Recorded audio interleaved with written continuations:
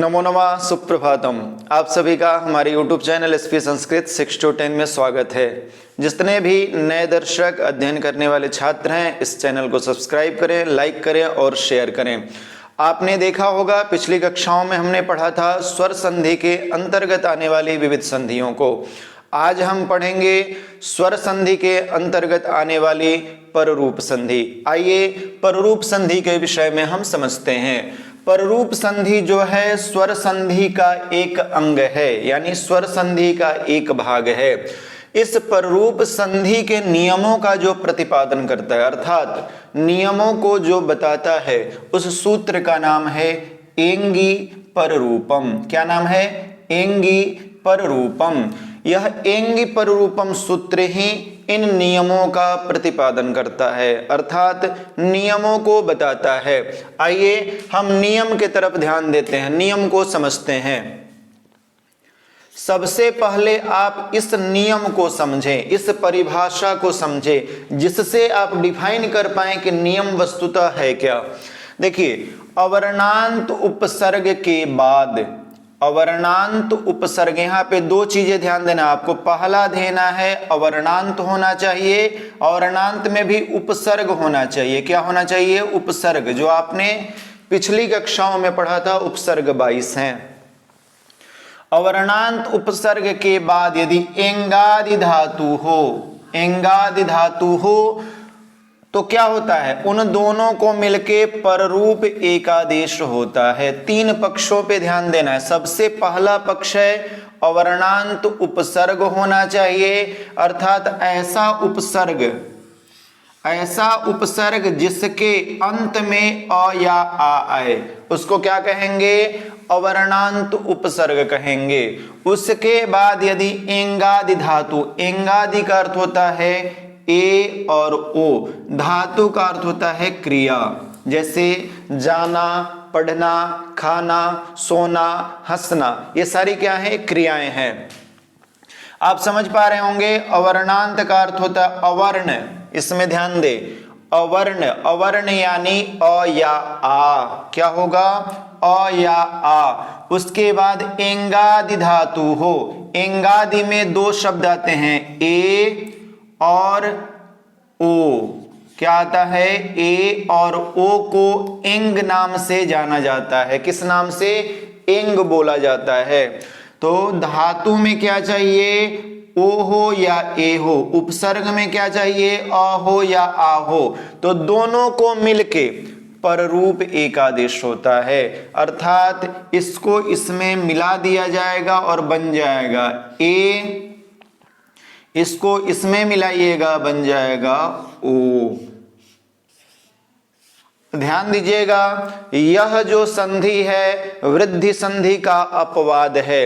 आपने वृद्धि संधि भी पढ़ा होगा, तो पढ़ा होगा अ या आ के बाद ए आए तो उसको क्या होता था? अय होता था। अ या आ के बाद यदि अय आए तब भी उसको अय होता था। ये किस संधि के अंतर्गत आपने पढ़ा था? यह वृद्धि संधि के अंतर्गत आपने पढ़ा था, वृद्धि संधि। इसमें आपने और चौथे नियम, तीसरे नियम को पढ़ा था। अ या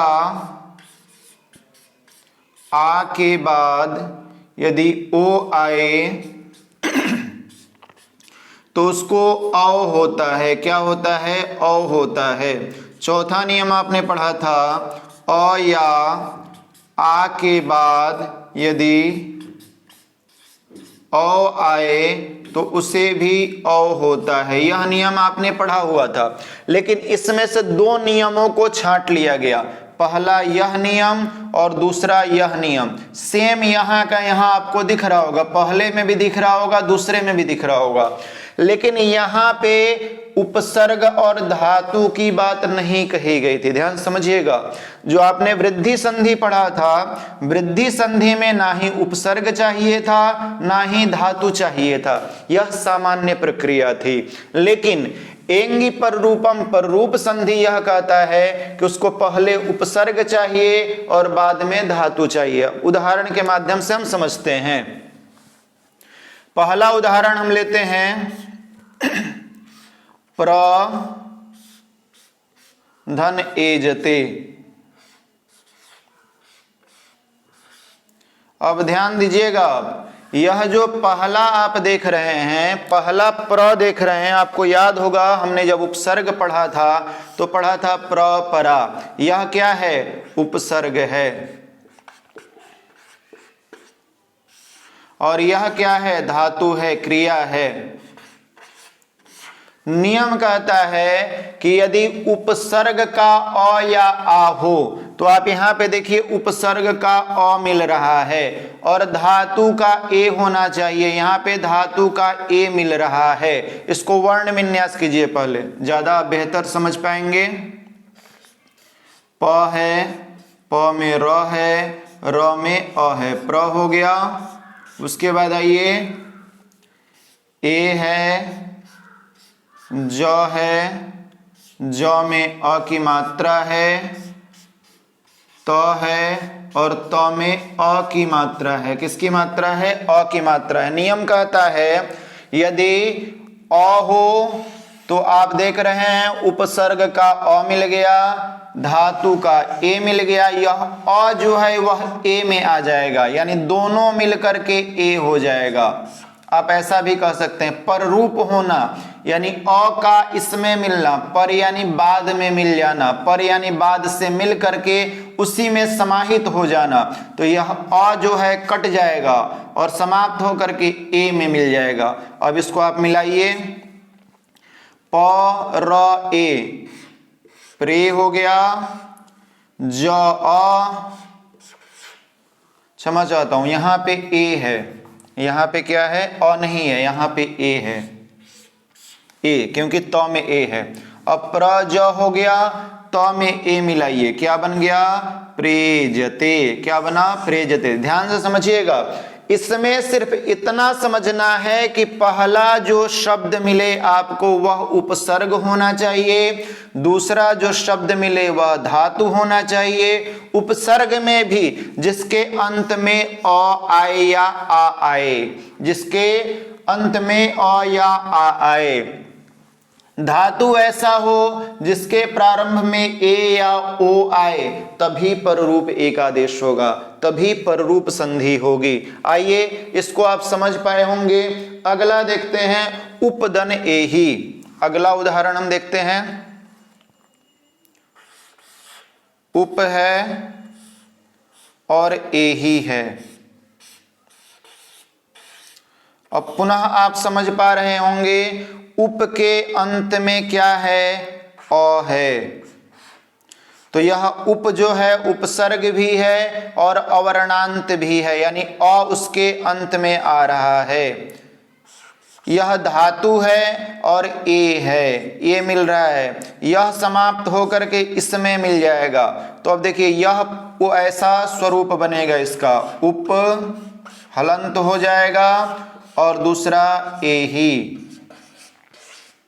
क्योंकि इसका अ जो है यहाँ पे इसमें मिल गया, तो जब इसमें से निकल के यहाँ पे आएगा तो यह हलंत हो जाएगा। अब इसको आप मिला दीजिए, उ प हलंत है, ए के साथ मिल जाएगा, उ पे ही। क्या बन गया?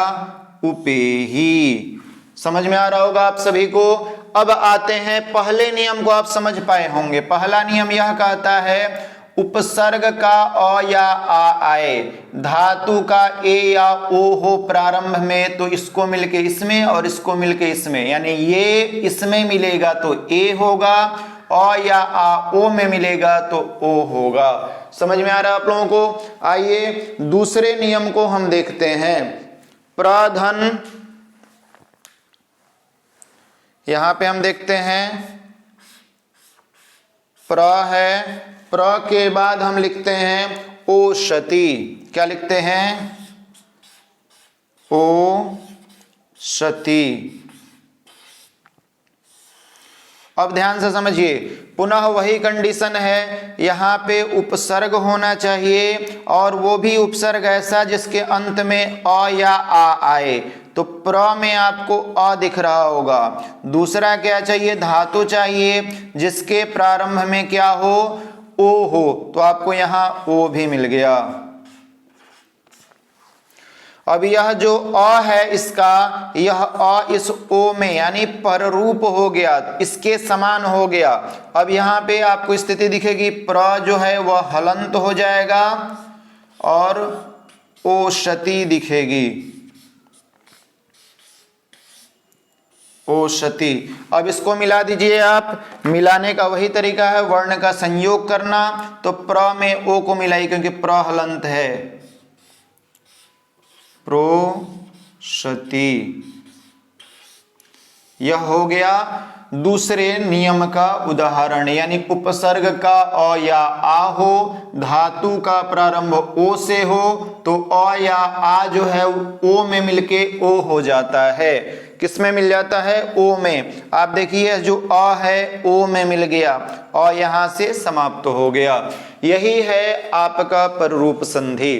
पररूप संधि में ध्यातव्य इतना है कि पहला शब्द जो होना चाहिए उपसर्ग से होना चाहिए। आपने जो पढ़ा हुआ है पर, परा, अपसम, उसमें अवर्णांत उपसर्ग को छांटिए और इस प्रकार के प्रयोगों को ढूंढकर बनाइए। जब आप ढूंढेंगे तो आप यह देखेंगे कि जब भी अवर्णांत उपसर्ग के बाद यदि कोई धातु आएगा तो वहां पे आपको पररूप संधि ही दिखेगी। धन्यवाद। यह संधि जो था स्वर संधि का अंतिम संधि था। अग्रिम पाठ्यक्रम में, अग्रिम परिचर्चा में हम पढ़ेंगे व्यंजन संधि। धन्यवाद।